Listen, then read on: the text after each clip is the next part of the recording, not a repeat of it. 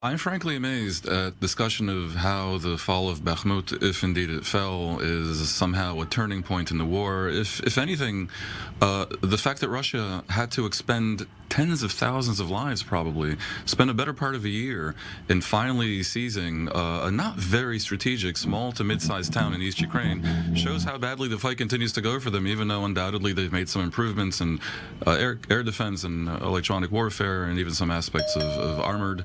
I think at the end of the day, it's not going so well for Russia. Why did Zelensky, as I mentioned before, go before the U.S. Congress in one of his most significant addresses since the invasion started, and again proclaim the decisive significance of this particular battle? Was he simply lying then? Was he propagandizing? Wouldn't take very seriously such tactical statements coming out of the mouth of Zelensky, of course, and trying to build up support for his effort to defend his country. He's going to say stuff like that. Realistically, you would struggle, Michael, to come up with a narrative whereby the fall of Bakhmut is decisive.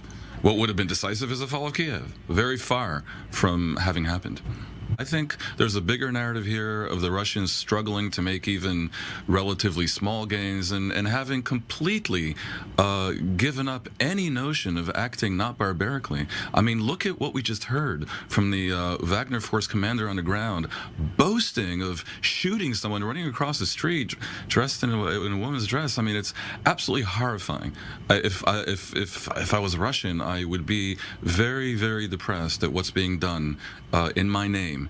In Ukraine, and the particular ups and downs and back and forth of a battlefield, of course, it's catastrophic and very, very tragic. But at the end of the day, in perspective, it's gonna keep on happening. And it seems to make very little difference in a narrative of war that, absent some kind of force majeure, looks like it could last many years, if not a decade.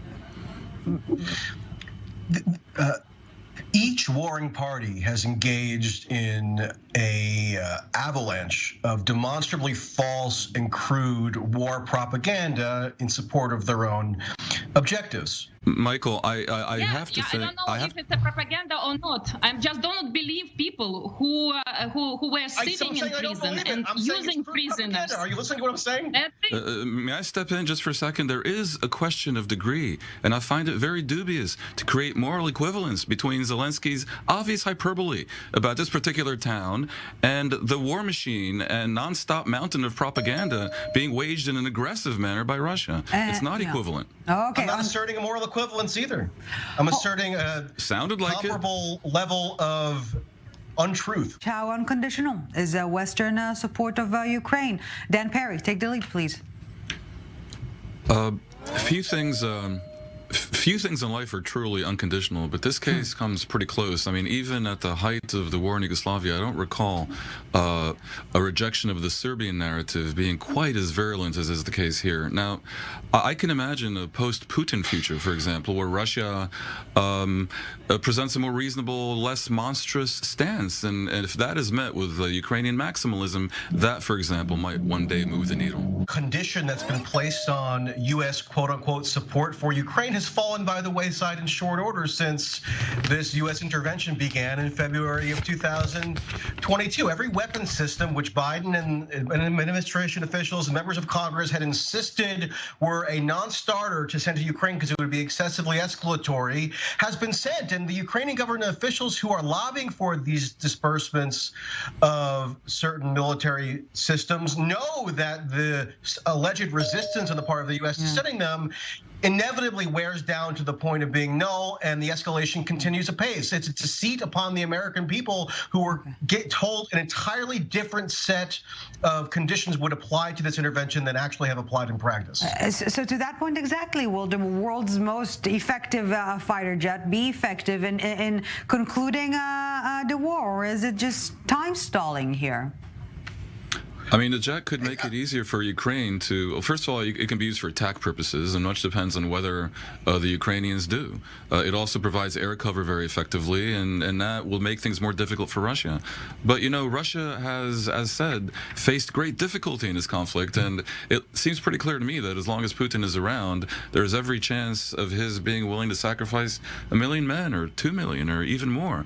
So I continue to think this war could drag on absent some major externality. This is not about winning the war or make Putin cruel or angry. He's already done what he wants and wanted. Yeah. So at this point of time, we just need to fight him back from our territory. Do you dispute that there is Michael, if I may, I'll make it quick. Go ahead. Do you dispute, Yulia, that further west there is a legitimate fear that if they get too directly involved in a conflict that, as Michael calls it, is escalatory, Putin might, getting angry, right? might attack other countries, including countries in the West, and we would have a much more complicated situation on our hands. That's a legitimate fear, is it not? And can I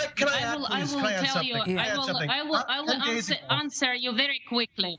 He has no power to do it because we are taking all his army and keeping all his army in the front line and saving Europe and other countries. So he will not attack because all missiles on our territory. Okay, Michael, please. Okay, about 10 days ago, Zelensky was in Germany meeting with Olaf Scholz, the chancellor, and Zelensky repeated an assurance that he's repeated many times, including to American audiences, over the course of the war, which is that, according to Zelensky, Ukraine will not strike inside Russia. So that's the pledge that's always given, that's attached to their attendant request for additional armament provisions. Just today, there are reports that have been confirmed to CNN by Ukrainian government officials that there's been some sort of land incursion into territorial Russia in Belgorod and elsewhere. Do you have a single? I'll be happy to provide you with. Yes, I do. I'll be happy to provide you with the classified leaked document that Zelensky confirmed the authenticity of, which showed him ordering strikes inside Russia. I'll be happy to send you the link if you'd like. Yeah. I would say that even if you had the proof, it wouldn't really change anything, because when you commit the level of atrocity that Russia is committing upon Ukraine, you're going to potentially face a counterstrike here and there. And I know he promised not to, and I don't care. I don't think Russia. Does that matter?